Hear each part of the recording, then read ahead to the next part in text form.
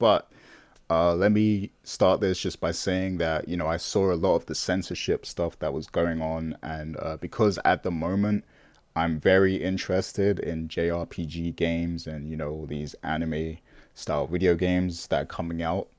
And, I'm actually playing two right now. So, that just demonstrates how much into it I am. So yeah, I've been keeping tabs on all these news stories about censorship, and there's been the head guy at Marvelous, I believe, studios in Japan. He actually quit because the censorship laws from Sony were becoming too strict, and then you had the Neptunia RPG, which was delayed just because they needed to censor the PlayStation 4 version. Now they delayed every version of the game, so the Nintendo Switch version and the PC version, just because they had to censor the PS4 version. The other two versions will remain uncensored. And my question is, like, how comes Nintendo is okay with the game as it is, but Sony isn't? And Sony's kind of always been known for being that platform where you can have those kind of Japanese RPG games. The Vita actually stayed alive for a long time just because of these types of games. And it's like suddenly, ever since Sony was relocated, like their headquarters was actually relocated to California, and ever since then, it's like they've becoming a lot more strict with their guidelines. And my thing is, there's already a ratings board for video games. So if something is able to pass, and it's obviously allocated a rating, so like whether it's for teens or for adults. I'm not fully familiar on what the actual ratings are in America, but over here you have like, you have your 15, your 18, and you have like your 12 and under ratings. So yeah, like if a game is rated, like 15 or 18, that means it should be allowed to exist, and that only people of those ages and above should be able to purchase that game, and it should be completely fine. But what Sony is doing is they're stopping the creativity of these types of games, to where they have to kind of like censor a lot of things that don't even need to be censored. So that was my frustration. And obviously, Twitter, like my Twitter is like just my place to vent my thoughts and my feelings. Sometimes I make very bold statements, but I would say British people do that a lot. Like we're very bold and open sometimes in our statements. So I just made a very bold statement. I said I'm no longer playing on PlayStation and I'm not getting a PS5 because that's just how I was feeling at that time. I haven't really touched my PlayStation lately anyway. I've just been playing stuff on PC. So I sent that tweet out. Now, when I sent that tweet out, I didn't say that I would never play PlayStation ever again. It was just, it was just how I was feeling in that moment with all this censorship going on. So I sent that tweet, and it seemed like a lot of people were either upset or, someone actually blocked me from that tweet. And I guess some people were just like confused and wondering if I'm trolling, because I am a very playful person. I do troll at times on Twitter. So, a lot of you guys, like my friends and stuff, like you were like, oh, that's just Gary being Gary. And to some extent it was. Even though I was actually bothered by something, it really was just me being me as well, a little bit. So yeah, I made that video as a response because there were a lot of people who were kind of upset about that tweet. And my thing is like, my decision is my decision. If I don't want to play PlayStation, I'm not going to play PlayStation. But some people are just so attached to, the PlayStation brand or one specific console that, if you're saying anything against it, they don't want to hear it, or they're hurt by it to some degree. And there's no reason to feel like that. Like with me, I follow the games themselves. I'm attached to the actual games. So I follow the games. Like if Final Fantasy were to become an Xbox exclusive, I would probably get an Xbox just so I could play the next Final Fantasy. That's just the way I am. Like that's the way I am. I follow the games and the creators. other people seem to follow the systems. So I'm just a person who follows the games and studios. But yeah, that's pretty much the extent of it. But now that you guys are here, I just wanted to get your take on this whole thing and also what you think about this censorship that's happening. And I would love to hear what Austin has to say about all of this. So go ahead, Austin. Um, I think you're talking. You're talking. It sounds like it's almost a combination of two topics. Half of it is brand loyalty, and half of it is censorship. And as somebody who owns, since last generation, has owned all three consoles, I don't necessarily think I have a brand loyalty. That said, to be completely honest, I got the laptop of war, so I definitely know where my bread is buttered. Yeah, I think Wow. that's. I don't know. I don't know the expression. Yeah, that is it. Uh, that's slightly crass. Um, no, I think if you look at the certain fan bases, so much of it is always going to be wrapped up in nostalgia that it's kind of the point where I always feel Nintendo are the most aggressive. Um, but people are going to want to be very outspoken in regards to ecosystems that they love. And you're starting to see a little bit of that also with the predictions of the next gen console specs. Uh, People, it's not a matter of, oh, well, this console will do this or, oh, this console will do that. People want their console of choice to be stronger. Ideally, as a big bullet point or box to check. Um, I think that is something kind of going forward that we're always going to have. Um, I think there are pros and cons to every console. In regards to the PlayStation censorship, that was something that I caught wind of in regards to, or in light of a cutscene change in Devil May Cry 5. And I personally don't get it myself. I'm not a big fan of censorship, but at the same time, I'm not a big fan of shock content for the sake of shocking. I think it has to, whatever you include in terms of content has to serve a greater purpose. The sequence I think in DMC5 was a butt crack by a woman who Dante was carrying, and on the Xbox version, you just saw the back end, if you will, as opposed to PlayStation. There was a J.J. Abrams-esque lens flare that covered something as simple and as minimalistic as a butt crack. So obviously, PlayStation felt the need to censor an element, and I think at the end of the day, unless it is grotesque and obscene, I would let the creators create. Yeah. And I think definitely, I think PlayStation's a brand that is so. If you look at the outcome, if you look at the outlook of PlayStation games in the last 5 years versus the previous 10, you become very aware of a.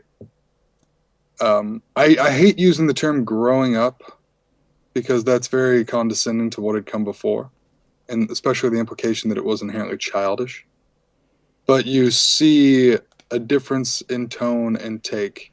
God of War is no less bloody than what had come before. Yeah. But I think like the new God of War's violence, and God of War is my favorite game this generation. I love God of War. Love God of War. It's a great game. Great game. I saw Corey at last E3. I was like, Corey, I love God of War. And he's like, yeah, man. How you like? First time I met Corey Barlog was at the first PSX, I think in Vegas.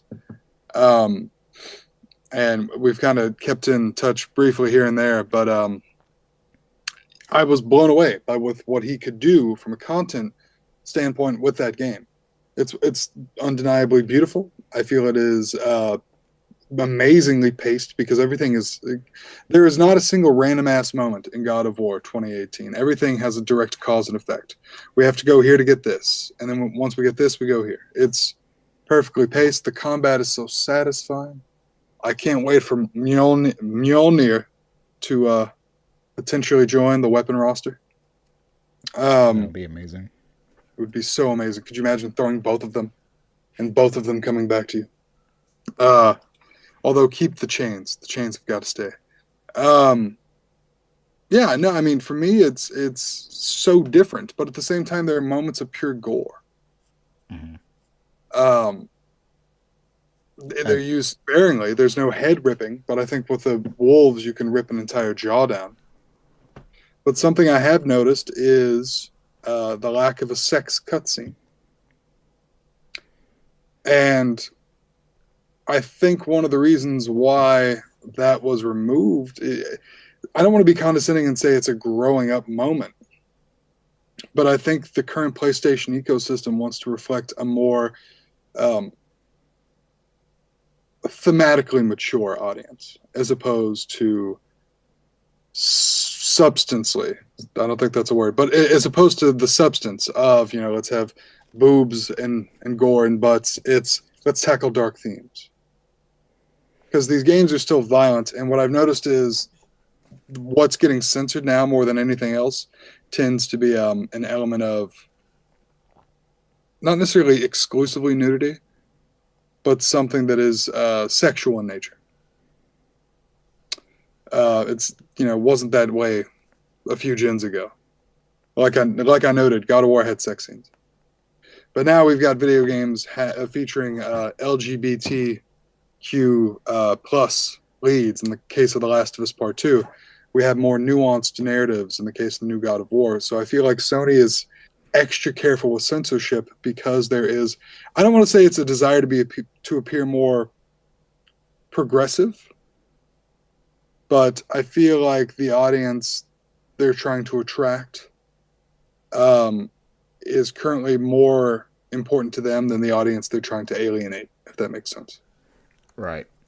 Yeah, and I can see that for sure. It's like this is just one of the biggest issues I have because it's like extreme violence and gore is allowed. Like you have it in Mortal Kombat, God of War, and many other games. But when it comes to something slightly sexual, on a female character model or something, that's when everybody's up in arms, and I just don't see why, because this is we're talking about something that is important to our existence and survival, like things of a sexual nature. And I get that they're trying to be progressive, but to me, sometimes it comes off as if there's some type of agenda here. And with Sony moving their headquarters from Japan to California in an attempt to be more westernized and serve the Western audience more, I just feel it's unfair to kind of target these Japanese style games when that's essentially the origins of PlayStation. And Nintendo is completely fine with all of these games. There's and they're often seen as the family friendly console. So if all of this stuff can fly over there, then it just, I don't know, it just seems really strange to me that they have a problem with it at PlayStation. But I mean, if they're trying to be progressive and trying to be more in line with what Western society sees as appropriate, then fair enough to them. That's what they feel they need to do, and I guess that's the audience they want to go for in the future. I just feel like it's my choice as a consumer to, make the decision that I want to in terms of what I value. So that's where I'm coming from with it. And I'm not saying that I'm never ever going to play on a PlayStation again, because at the end of the day, Last of Us 2 does seem great, and I'm going to have a very hard time not playing that game. So there's going to be a time when I return to PlayStation, but it's just that right now I don't feel like it because I really value those types of Japanese games. So I mean, I think at the end of the day, that is absolutely your prerogative and absolutely your right. For me, it's hinting on a much broader conversation about the West's puritanical approach to sexuality. Um, Hmm. I will say, man, being in LA and having a friend group that is more diverse now than ever, like you realize how cool the rest of the world is with sex versus the US. Um, and to me, kind of having a good friend of mine who's French opened my eyes substantially to the context and subtext matter. Um, I think I think the U.S. in particular does idolize violence, and it shuns away, as you pointed out, a much more natural thing, quintessential to our existence, which is kind of like sex and sexuality. Um, and that is in its own way really screwed up. I think, though, in regards to if you look at the culture of the art, and if you look at Japan's output, one of my favorite anime growing up was Tenchi Muyo, and the female characters on Tenchi Muyo, the majority of them were very sexualized women in depiction. Um, I viewed that always as something that Tenchi had to overcome because despite his single guy living in a apartment full of women type, dream fantasy a lot of straight men have, he was never tempted away from just kind of his main focus, despite the sexualization of the women that he was with. So in that sense, I feel that the exaggeration in maybe attire or proportions served its purpose because it showed you a man who was easily temptable, but chose not to be tempted all the same. So at the end of the day, there's going to be an art style that is going to be attractive to a certain demographic. And I think it is up for the consumer to choose whether or not that exists based off their buying habits as opposed to the platform provider deciding whether it exists or not. I think being in a capitalist system, at the end of the day, whether or not something's selling should dictate whether or not it exists. And Very I true. don't know. Yeah, I don't know how to like stress that anymore, to be honest. Yeah, and I'm not asking everyone else to feel the way I feel. Everyone, like you said, is diverse and they have their own likes and dislikes and what they prefer. And I wasn't trying to start a movement or anything like that or any sort of boycott.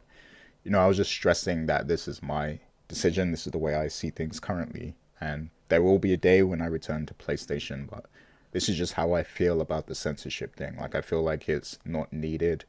Now there are some games, that come from Japan and everywhere really that, have things that shouldn't be there, such as, like non-consensual intercourse or something, or you know, people of like a young age showing, too much, like things like that. I'm trying to be careful with my words because of Google, but yeah, things like that shouldn't exist in a game. I've also heard about a game on Steam that was, depicting terrorism and, it was very anti-Muslim.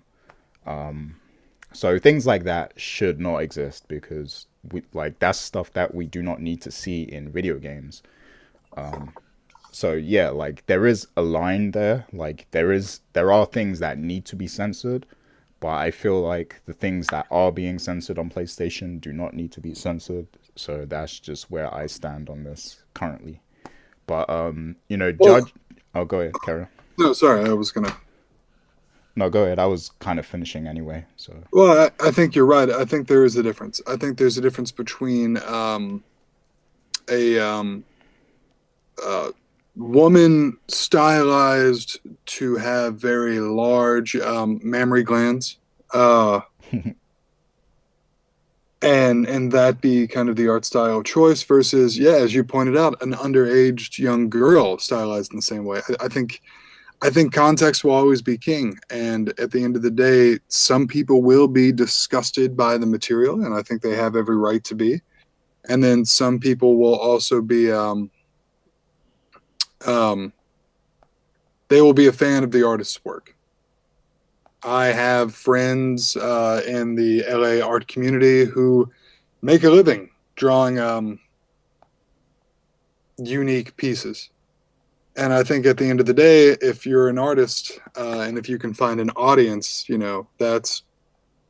that's what's going to justify it. I do think there's a difference between drawing crude material or presenting crude material versus offensively obscene and disgusting. Because the examples you noted, about underage and the non-consensual, that's just, that's crossing a line that socially we know not to cross. Just based off human based off basic human decency. Yeah. Um, and I don't think we're talking about that being what's censored. I think we're talking about something that might not necessarily be in the best of taste, but all the same, it's still socially acceptable, if that makes sense. Right. I will say this though, because you talk about a terrorism attack, I'm I'm all up for, even if it's not content that I'm going to partake in directly. I'm all up for someone pushing the envelope. I will always remember Modern Warfare 2, No Russian. At, I mean, I never played the sequence myself. I passed the control off to my brother. I value the ability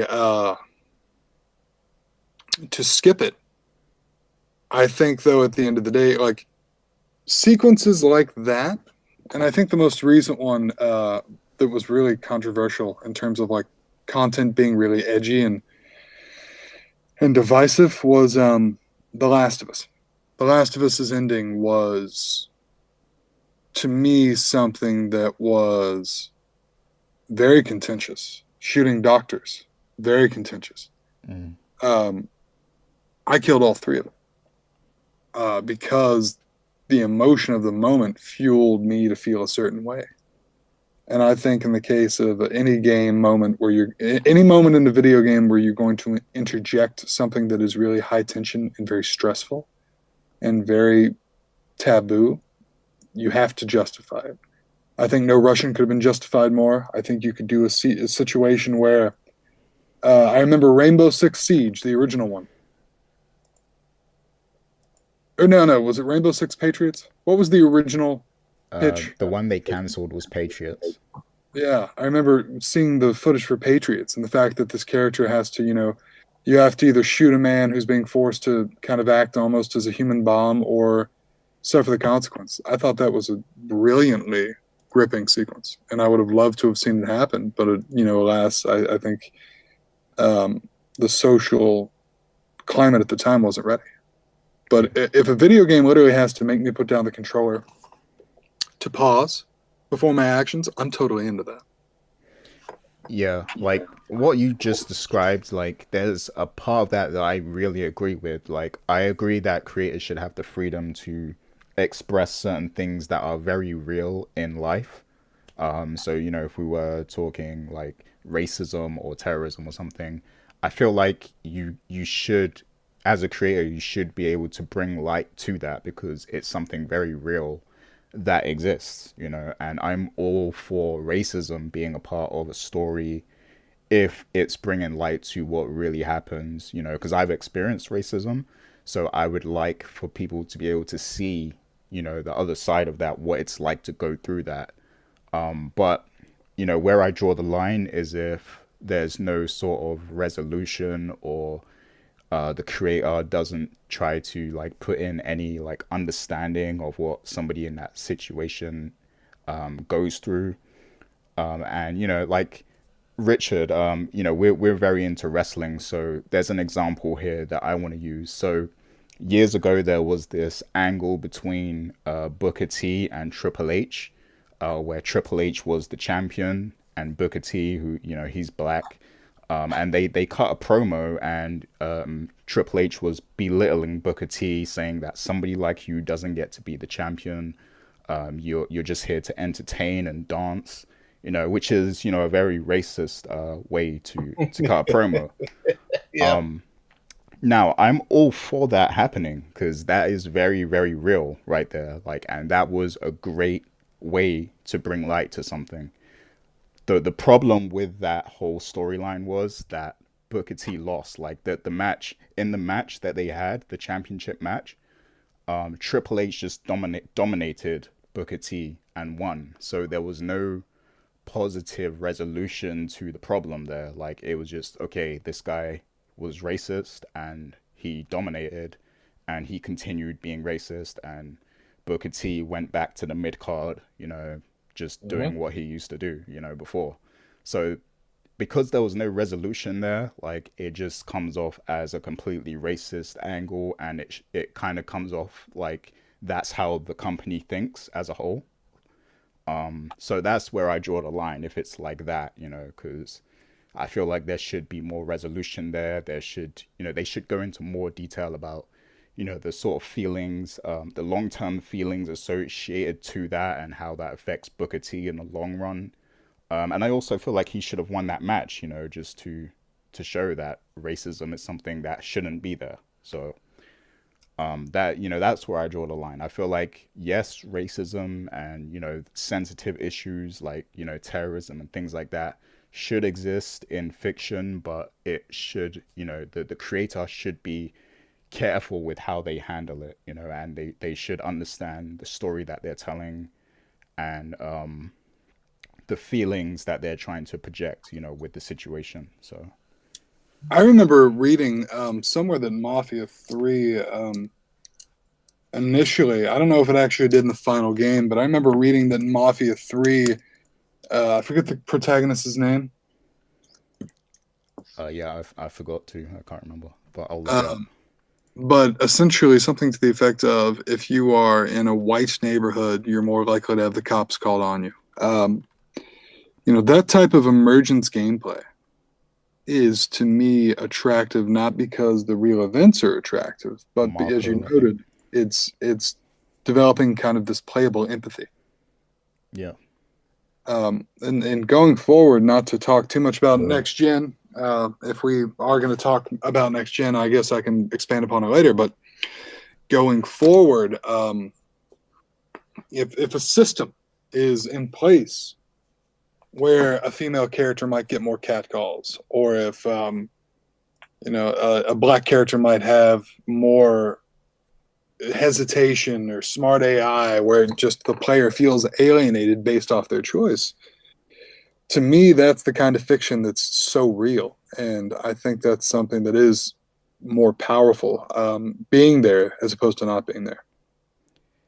Yeah, like what you just said is very real, and I'm thinking about several scenarios in games where like that would be great if, people could really see what it's like to live from somebody of another ethnicity's point of view. Like you said with the Mafia Free, and it's more likely that the cops will be called in a white neighborhood.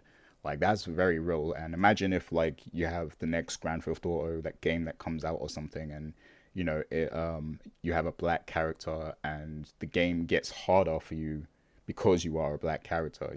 Like I think that would really help a lot of people understand what it's really like in that situation. So Imagine having the AI literally cross the street to walk on another sidewalk based hmm off one character's skin color.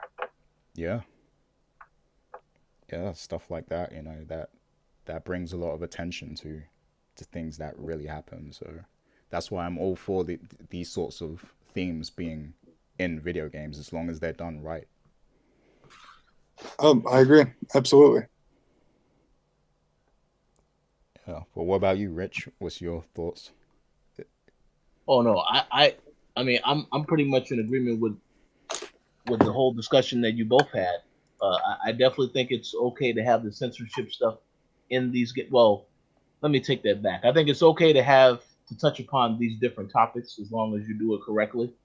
I know to stay on keeping on the path with Sony, I'm very much looking forward to Ghost of Tsushima, which I assume is going to be coming out. If it's not coming out this fall, it definitely will be out next year. So that is one game that I'm definitely expecting.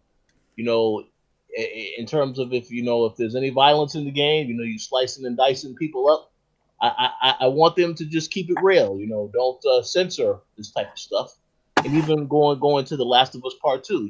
We of course we got that game reveal, the gameplay reveal at E3 last year, which is very, very graphic to some people, but I was like, well, this is great. I want them to embrace the nature, to show you how violent, how brutal this world is, and the lengths that characters like Ellie would go to survive. I think that is absolutely essential to the storyline. So I definitely don't want any of this stuff to be censored moving forward, because it will take away from really conveying and getting the point across to really show you how far somebody would go to do something. But I'm totally fine with any of these things being in video games, just so long as they are done correctly. And the whole thing with what you said, Gary, about wanting to take a break from Sony, I totally understand that, because I really don't think anything should be censored. I know growing up as a kid, a lot of things we weren't allowed to watch. At least my parents didn't let me watch some of the stuff that I wanted to watch.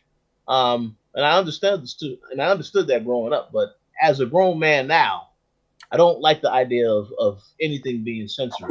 If I'm old enough to understand it, and I want to see it, I should be allowed to see it. That's what my mindset is. So, but yeah, I agree with a lot of the points that both you and Austin made. So, we'll see what happens with this policy and what other games it impacts moving forward. I think if I were to say one last thing about it, because you bring up the violence in The Last of Us kind of serving the world and the story, and I agree. And I don't think that makes me an effed up individual to say that in a video game about survival, I want to see not just my own respective character that I'm kind of journeying with, but also the people that are going to oppose this character. I want to see them fight for survival. And I remember seeing an E3, and it's the same argument all over again, but I remember E3 2012 seeing the gameplay reveal for The Last of Us. And the whole sneaking up and Joel grabbing them and just like them scratching at Joel in order to get out of the lock or the grip. And to see that and to just know kind of the intensity of that, that was a situation where I personally feel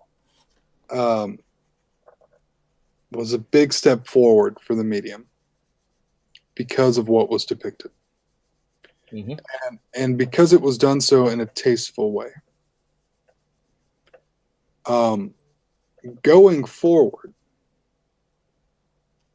if The Last of Us, there was a moment in The Last of Us Part 2 kind of gameplay reveal that really struck a nerve. And it's something I've never seen in video games. And the closest I ever saw it was, now I personally liked L.A. Noire. I know a lot of people did not. But there was... I thought it was great. I just feel like the open world was too like open and there wasn't much going on, but the actual story was great, and I love how they did the facial stuff. But I definitely agree. It would have been better as a more linear experience. Yeah. But there was a moment I remember in L.A. Noire where I think Cole responds to a bank robbery or something's happened, and one of the characters is dying on the floor. And he pretty much gives his last word or words to Cole. And that to me was super profound because I saw the moment where this character just ceased to live. I saw where this collection of code went out pretty much. And seeing that moment in The Last, like it felt like I watched someone die as opposed to a video game kind of asset cease to function. And there's a moment in The Last of Us Part 2 that I know has come under flack for its own content. And I know some people have called for that to be censored.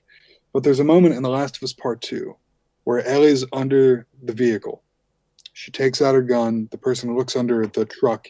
She shoots her in the cheek.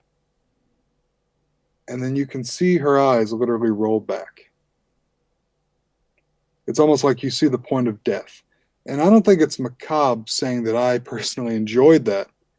I didn't enjoy that for its own sake, but to see that much invested in detail means that whatever highs and lows emotionally are going to happen within that experience, they're going to be effective. And I would never want any platform provider to try to censor those kinds of moments. Wow. Yeah. I I I agree. There's a point that I wanted to make, but go ahead, Gary. I didn't want to cut you off.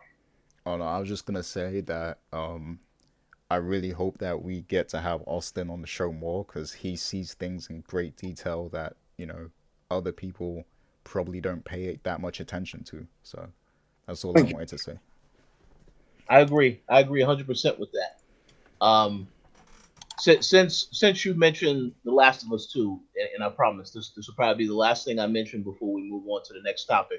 Now I know when they had that initial reveal where they were out in the woods and you saw people getting shot with arrows.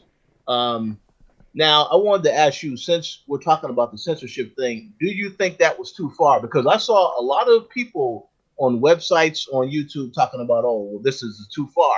And my reaction when I saw that is, well, have these people not played The Last of Us? Do they not know that the game is violent by nature? So I didn't really understand what people were complaining about. Oh, this is too far. Where you see all this stuff happening. I don't know if you guys remember that, but I remember that when they showed that reveal, and I was like, the reaction is like, why are people so surprised? So I'm just curious what you both thought about that.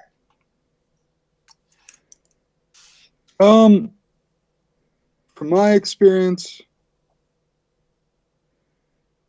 I don't want to. This is going to sound so like edgy for the sake of being edgy. I promise it's not. Um, I don't even think it's far enough because I think about, to me, the goriest moments in The Last of Us were moments they never kind of depicted in trailers. Mm-hmm.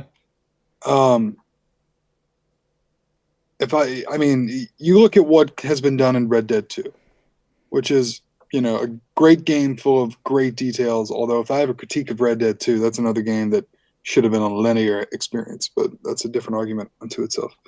But I remember in Red Dead 2 that if you shot a character, they would, and this is something I have to pay attention to. If you shot a character, they would walk off a few feet and then drop and die. So it wasn't an instant kill if you shot a part of their body that wasn't a vital organ kind of placement. Vultures would pick corpses. There would be decomposing body. There would be this attention to detail that was applicable to the gore. But I think in the case of Red Dead 2, and why it's a little different, is that was typically violence that you initiated. Yeah. Ellie is not trying to kill the world she exists in. That world's trying to kill her. And she's surviving it through whatever means she can. And because of that, I feel I would personally love to see more of that desperation on the controller.